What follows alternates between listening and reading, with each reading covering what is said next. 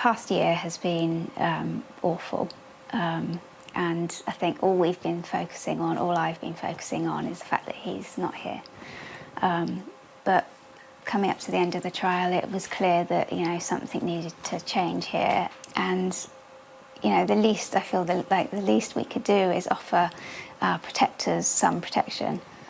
Did Andrew always want to become a police officer? You know, anyone who knew him, you could see that that was suited to him. He was always very protective and kind, proactive, and he always wanted to help people. He's always had a very strong sense of right and wrong, and I think, you know, all of his friends, we all knew that he was so suited to that role. I mean, I was just so proud of the way that he did his job, and he was just so dedicated to it. Widowhood is an excruciating journey, but what I don't want to do is spend each day just, you know, sitting trying to get through it. I want to make a change, and I want to do something, like you say, that he would be proud of. The pain will always be there for me. The journey will always be hard, but I do constantly feel lucky to have had the relationship that we did. You know, it's a long time even for any relationship, let alone one that was stolen so abruptly. So it's hard, but, you know, he keeps me going, and he keeps me focused on what's important, and, you know, that's why we're doing Harper's Law, I think. For so long, are there happy times that you can still dwell on now when you remember your life together? Many, many happy times, yeah. You know, we were together for over 12 years, so that's a huge chunk of our lives that we were side by side. You know, every memory I have is, you know, attached to him in some way. So, you know, I'm just glad we took so many pictures. And then, of course, the terrible events just 4 weeks later. Yeah. I mean, I know you don't want to go into the detail of that night. It's too awful. It's too awful to read, isn't it? It's Yeah. just horrendous. Yeah, very unexpected.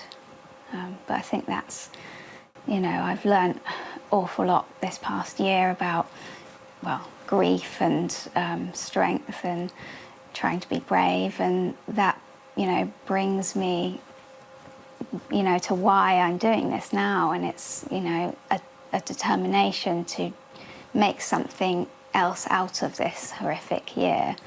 And instead of, you know, Andrew's legacy being about the horrible way that he died, maybe we can do something, you know, make a positive change that I know that he would be proud of. You called his death barbaric. So how shocked were you then at the verdict that the 3 young men were found not guilty of murder? My husband has been taken, and the people responsible will not be paying for that. Do you miss him?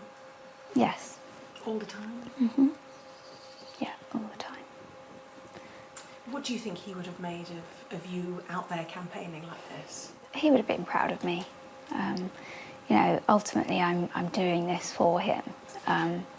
So it's, you know, it's his colleagues, it's his police family and the wider emergency services that, you know, he was dedicated to and proud of, and he served alongside, and so I know that this is something he would want me to be doing. So I know he'd be right there with me. One way that you wanted everyone to remember Andrew, what would it be? He was just kind, just so kind, and giving, and just light-hearted.